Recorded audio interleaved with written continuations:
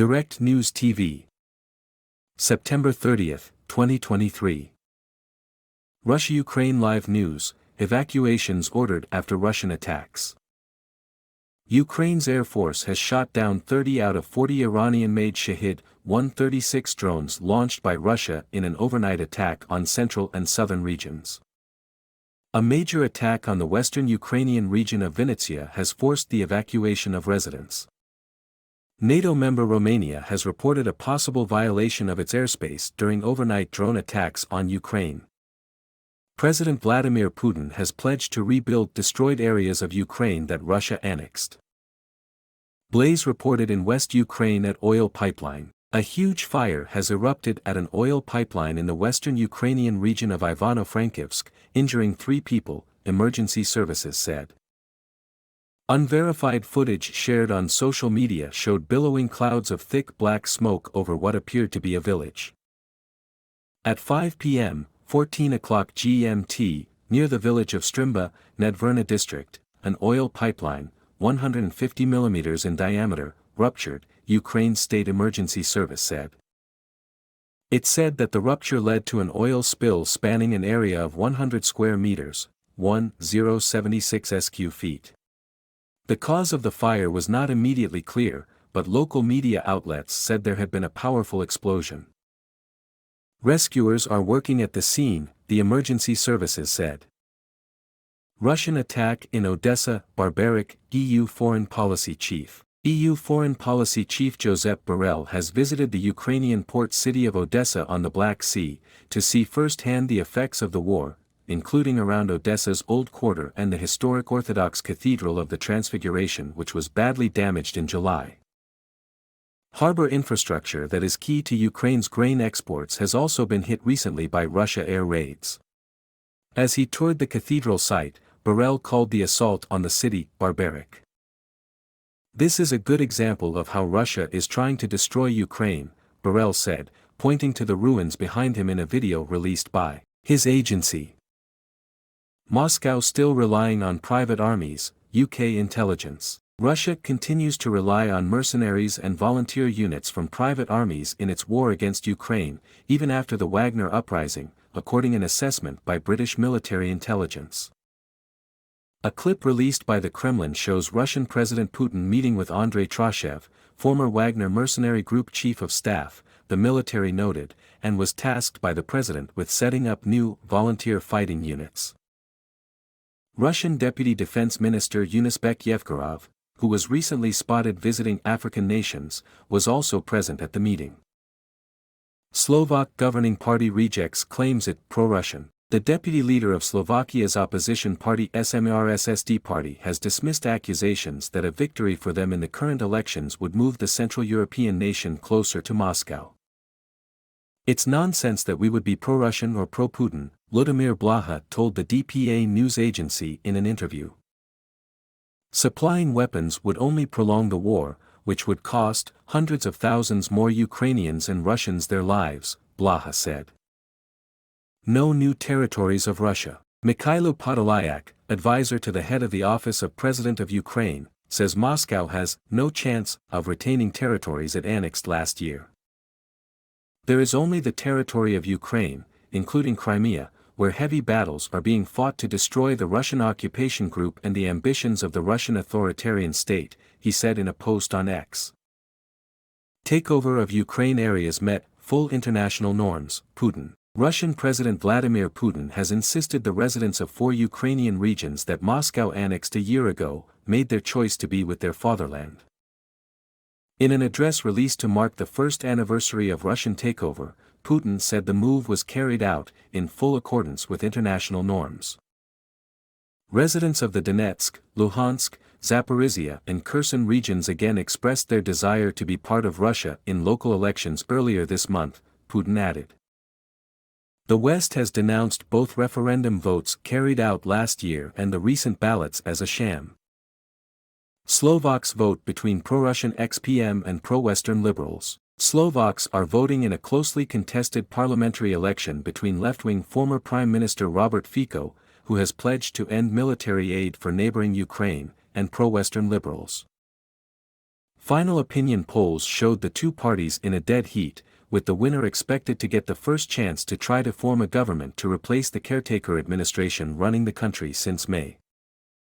Russia may annex more Ukrainian regions, Medvedev. Russia's former leader Dmitry Medvedev has suggested Moscow may annex more regions of Ukraine, as he marked 1 year since the Kremlin claimed for Ukrainian territories as its own. Moscow held elections in the 4 regions this month, but does not fully control any of them and is currently battling a Ukrainian counteroffensive to take them back.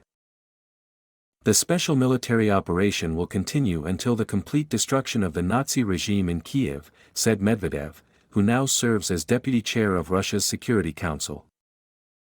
Victory will be ours. And there will be more new regions within Russia, he said. Ukraine needs better military capabilities, NATO's Stoltenberg. NATO Secretary-General Jens Stoltenberg has said that Ukraine needed high-quality, high-quantity military capabilities. Heroism alone cannot intercept missiles, he said, adding, there is no defense without industry. He was speaking by video link during an International Defense Industry Conference forum in Ukraine. Stoltenberg said that Wendy Gilmore, who is NATO's Assistant Secretary-General for Defense Investments, was representing the Transatlantic Alliance at the event. Good time and place to create a large military hub, Ukraine President. Ukrainian producers have signed about 20 agreements with foreign partners for joint production, exchange of technology, or supply of components to make drones, armored vehicles and ammunition. Kiev's foreign ministry did not identify the companies in the announcement but said the Ukrainian government plans to create special economic conditions to draw Western investment into the domestic defense sector. It will be a mutually beneficial partnership. I think it is a good time and place to create a large military hub, President Zelensky said during a meeting with US, British, Czech, German, French, Swedish and Turkish weapons producers. How Turkey manages ties with Russia, Ukraine amid war. The Turkish president has said that the West is reliable, Russia is equally reliable, while explaining his country's ties with two rival powers. Recep Tayyip Erdogan's comments in a recent interview reflect Ankara's delicate balancing act between the two sides amid the Ukraine war. Ukraine, roadmap of cooperation with US on arms to start soon. President Zelensky's chief of staff, Andriy Yermak, says there will be meetings soon with representatives from the United States to determine the roadmap of cooperation with the partners about localization of weapons production, specifically in Ukraine. The U.S. has agreed to supply Kiev with advanced rocket launch systems to try to turn the tide of the war. These include high-mobility artillery HIMARS multiple rocket launchers, which will allow Ukrainian forces to hit deeper behind Russian lines while staying out of range of Russian artillery. Washington has announced its approval of transfers of its F-16 fighter jets to Ukraine, and pilot training by European allies has commenced. Africa interested in making Ukrainian weapons, Kiev. African countries are interested in not just buying weapons from Kiev but manufacturing them, Ukrainian Foreign Minister Dmytro Kuleba has said, at the first International Defense Industries Forum in Kiev. Officials from more than 30 countries and 250 defense firms gathered for the forum, which was held as Ukraine seeks to attract weapons manufacturers to bolster its domestic arms industry. Africa was one of the largest markets for Ukrainian military products before the outbreak of full-scale war, Kuleba said in a panel discussion held behind closed doors on Friday. Zelensky announces alliance to expand Ukrainian weapons industry. Ukrainian President Volodymyr Zelensky has announced the establishment of what he has called the Defense Industries Alliance to produce weapons in the country. Zelensky, who organized a forum for the international defense industry in Kiev, said the development of a modern defense industry in Ukraine is a priority for the country. He said the goal is to make Ukraine one of the world's largest arms producers. Ukraine has heavily relied on weapons supplied by Western supporters in its war with Russia but hopes to dramatically increase the production of defense equipment in the country. Zelensky said in a social media post that the country plans to produce rockets, drones and artillery shells in cooperation with leading international companies.